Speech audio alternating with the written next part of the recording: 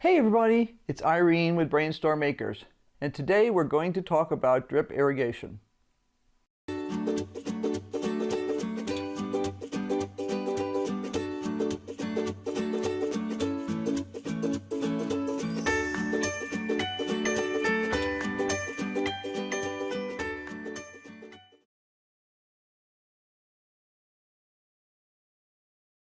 If I needed to close that and I don't want that pipe there, just literally cut it off and close the hose.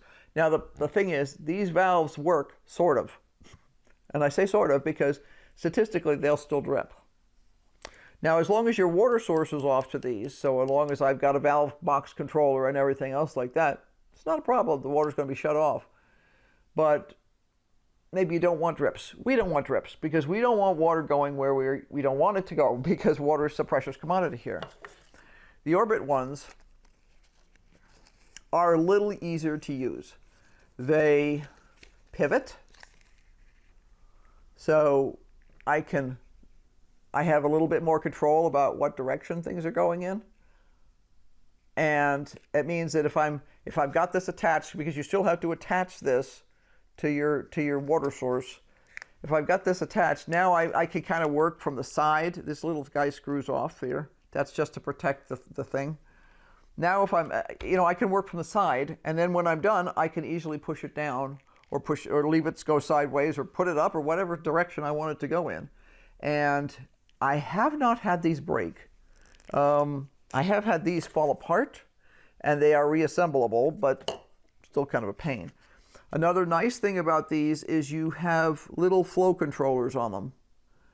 These little things that look like a straight slot screwdriver would go in there, that's because a straight slot screwdriver will go in there. And that actually allows you to control the flow of the individual lines. So say I have a row of flowers here, and I've got some of this sort of stuff on it, and then I've got some other stuff back there, and they're on different lines. Well, maybe these flowers up here really don't need too much water, but those flowers back there need a lot more water.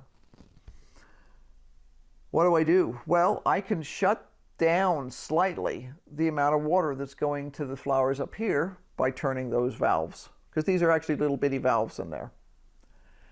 And then those back there I can leave full open. So it's kind of a nice thing to be able to do.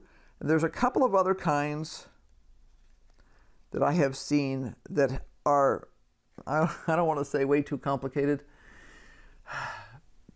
I have had not great luck with them, and I have a couple out in the garden. I currently don't have any plan to use them this year because they're fussy and they tend to clog. And something that's really important to me is that nothing clogs. This year we're not traveling. Oh, we might go away for a day here or there, but we're not going away for weeks.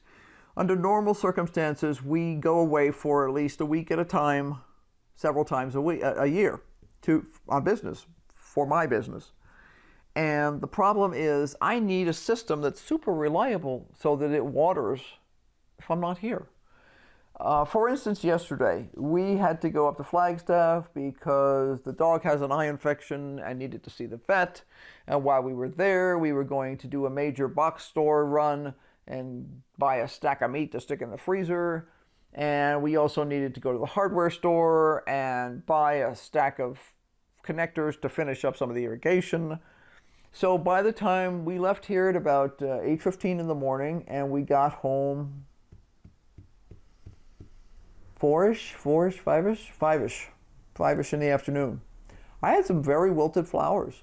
I did. Actually, yeah, there was one section of flowers that was wilted, and there were some rutabagas and stuff that wilted. That section of the irrigation's not set up yet. I want a system that's going to be super reliable, and as it turned out, it got hotter than it was supposed to yesterday, and the wind was really blowing, so that really dries everything out. I'm sure I've confused some people. I have not included all the details. There are a million different kinds of emitters and little bitty tools that you can use for some of these things. But I wanted to give people an idea.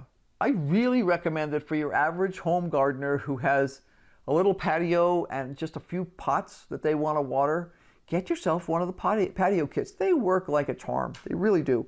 And if you want to be sure that things are going to be watered, even if it's too hot for you to be outside, but the plants are still outside, or if you have to go away for a couple of days, get yourself one of the timers. I don't get anything from Orbit or Dig or anybody else, but the systems work, and it can make all the difference. Most of the people I know who have had very poor success gardening do not understand how often a plant needs to be watered. Where we live, there are many years when the cactus actually die, especially, and it sounds weird because you think cactus can take anything. They can't. They need water when they need water. They can store quite a bit of water, but there's times, by last spring, the tank outside here where we collect water off the studio roof was dry by the end of March. That means from the end of March through, was it August or September, we did not get any measurable rain. Yeah, it was pretty brutal. It really was pretty brutal. Right now, we've had almost as much rain, because we did get some precipitation this winter and spring. We have almost as much rain right now. I think we're like a tenth of an inch short or something, as we did for the entire year last year. Okay? And we're still considered to be in severe drought. But cactus often don't survive where we live. They dry up back to some basic core that sometimes allows them to come back and sometimes doesn't. We have lost cactus on multiple occasions, and in order for cactus to do well around our yard, they actually have to be watered. Now, they only need to be watered once or twice a week, but they still need to be watered. So, you know, if there's no rain coming out of the sky, I went to a meeting one time, and this woman says, well, I thought my tomato plant was probably a little thirsty, so after I finished with my coffee in the morning, I threw the rest of my coffee and creamer into the pot. And I think my plant is dead. What's wrong? And people said, because not everybody there was foolish, they said, wow, are you watering it besides that? Oh, darn. Besides, who wants to think about going to the dentist of any sort? Right? Sorry about that. That was a doctor's appointment. Well, I have chattered on more than sufficiently. My poor husband is going to hate me when he sees how long this video is. But if you have questions, specific questions, what kind of thing I would recommend, what kind of thing, and this is not the only kind of irrigation that's out there. There's a whole nother set of irrigation that uses tape. And I was actually looking to see if I had any tape left, and I don't think I have any tape. But tape is a whole nother thing. And I used it for a while when we first moved here with pretty good success, but I had to order it in, and it was just so easy to get this at the big box store that I kind of switched over. I'm now actually thinking about switching back to tape, because some of the tapes can be buried, and I kind of like that idea. I just decided there was already too much going on this year, so I wasn't going to do that. So maybe next year we'll switch to tape on some of the beds. I think that there are certain circumstances under which tape works really well. But that's another video, totally different. And not one that I will do unless people specifically ask me questions about it.